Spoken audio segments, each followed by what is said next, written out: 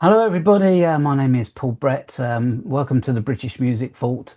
It gives me great pleasure today, for the very first time, to be doing a internet call and an interview. Reason being is normally I'm behind the camera. You don't get to see my face, which is a good thing. And I do things one to one with people, in the studio, whatever. But today it gives me great pleasure over the World Wide Web to welcome from America my very good friend Stevie Nicole. Hello, Stevie. Hello, thank you for having me. No, it's a pleasure. It's a pleasure, and welcome. It's sort of midday here in England. So how is it for you? It's early morning, Yeah. but starting the day off great, getting to chat with you. Okay, and you're in Washington DC, is that correct? Yeah, that's right. Yeah. So Stevie, I was looking at your Facebook profile, Mhm. and your description and all the little titles. It says you're a nurse, an acrobat, a singer, a baker, and a warrior.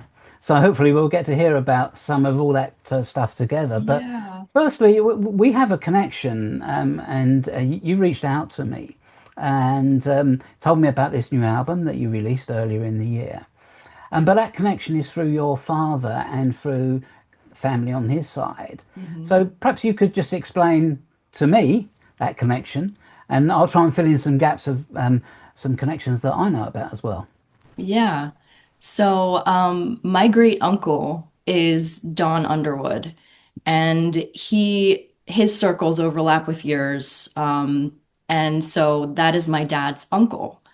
So you had spoken with my dad, John, for the Finding Fretless project, That's right. and you all had talked about the Yellow Rose tribute guitar, which was made by Fred Stewart in honor of Don Underwood.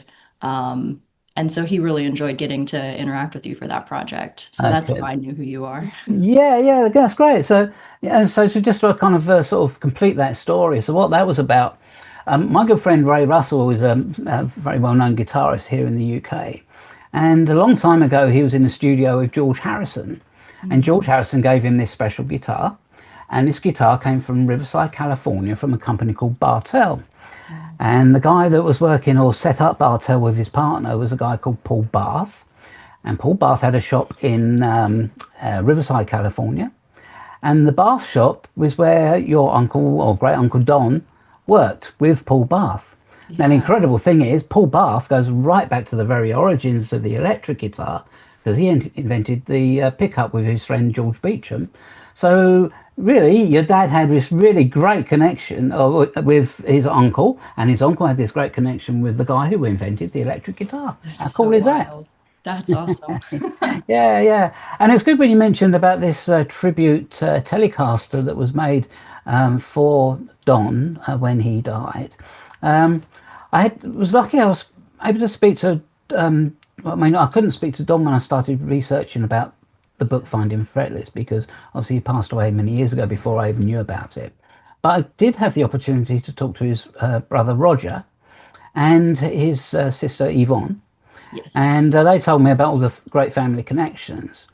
But of course, when Don passed away, your dad was in contact with Fred Stewart, who Mhm. was a one of the original master builders at the Fender Custom Shop, and they Yes. made this beautiful, beautiful guitar called the Yellow Rose Telecaster for Don. So, and I think your dad has that now.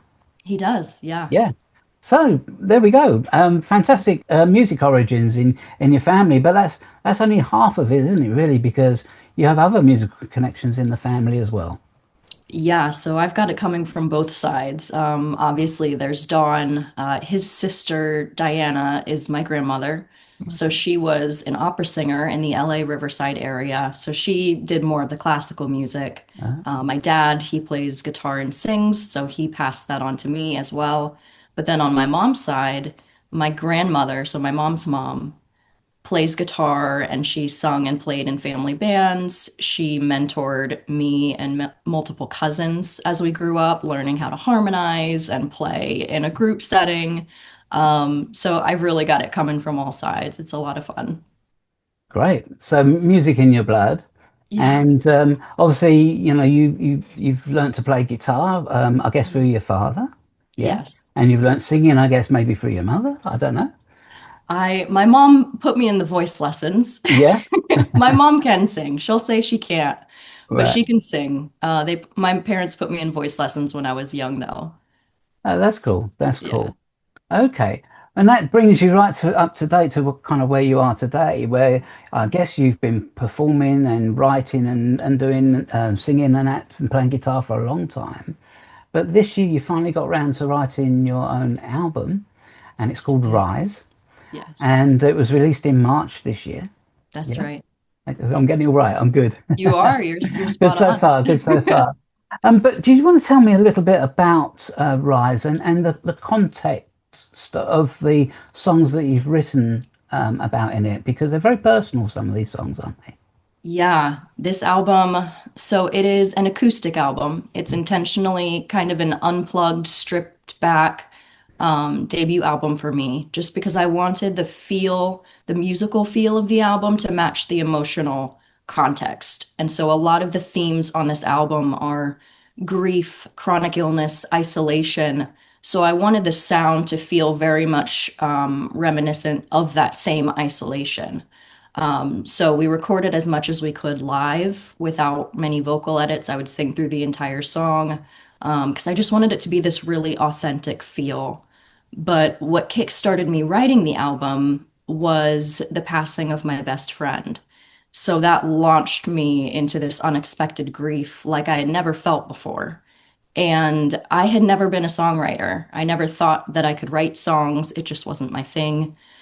But these strong emotions really just springboarded me into this deluge of writing.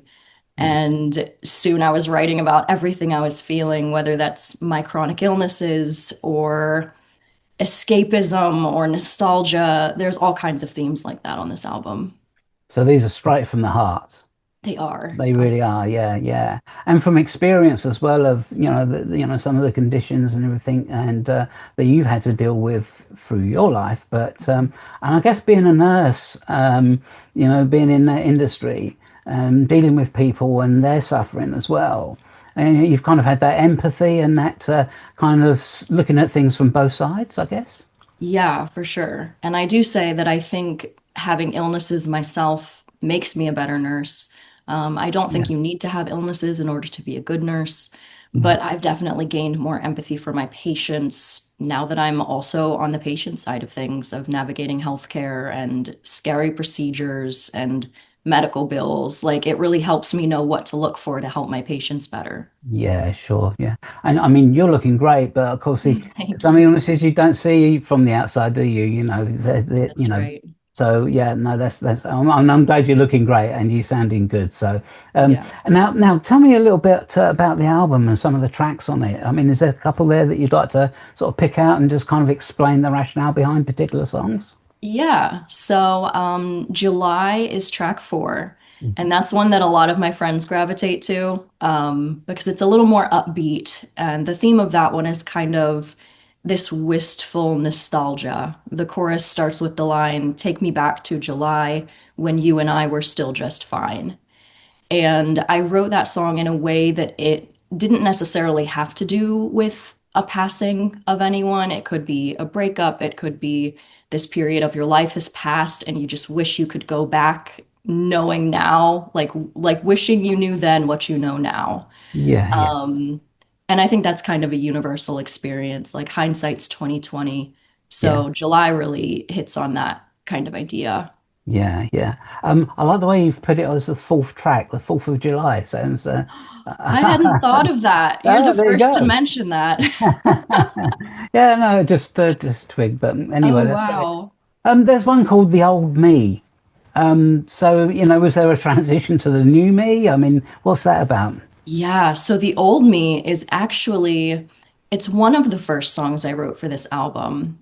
And you can kind of tell which songs were written earlier on versus which ones were written later because the earlier songs are very, I hate to use the word they're dark, but Mhm. they're heavier. So The Old Me talks about wishing that I could be who I was prior to being diagnosed with these illnesses.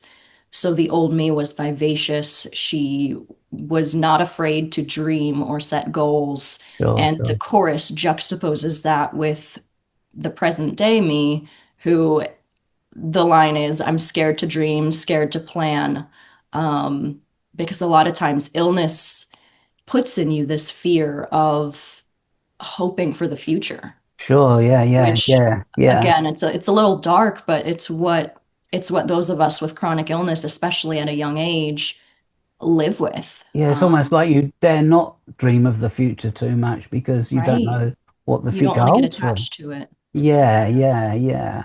But I mean, it's great that you've been able to write these songs with such feeling and from experience as well. So tell me about the title track, Rise. Where does that come from?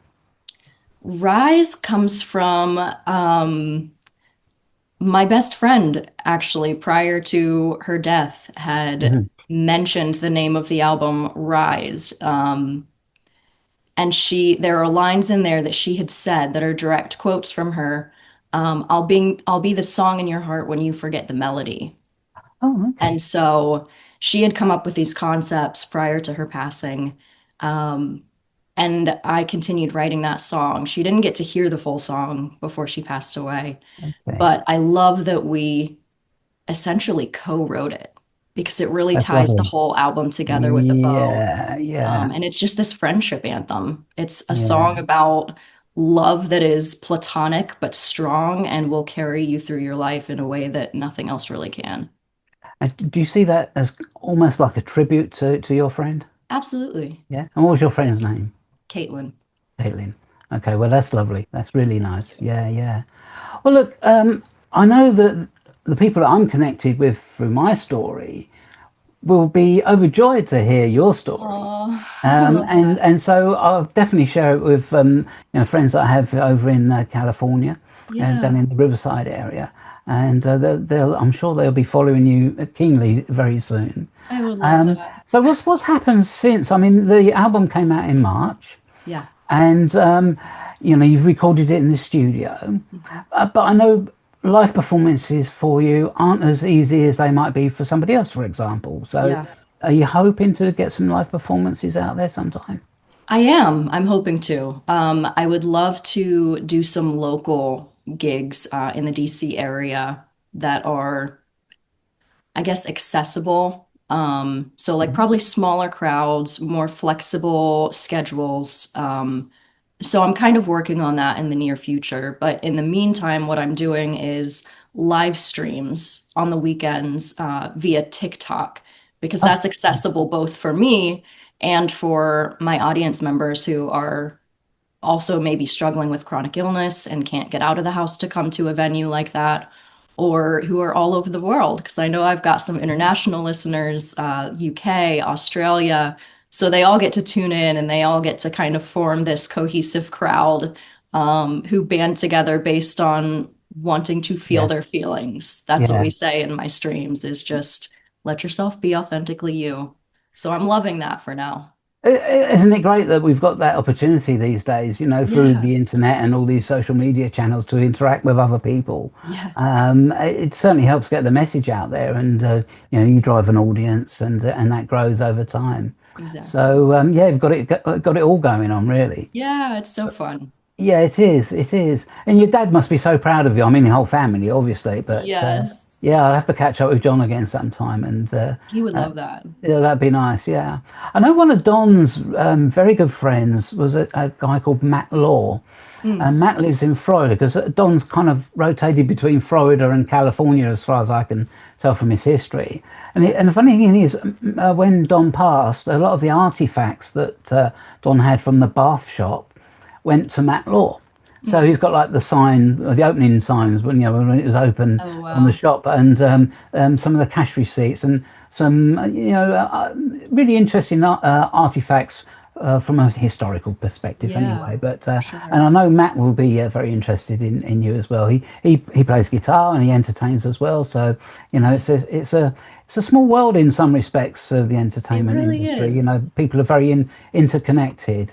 Um, but I'm really proud that you're going to be the very, very first international artist on the British Music Vault, and for me, that's really cool. I'm very I'm excited so about it. honored. It's so cool for me too. No, that's great. That's great.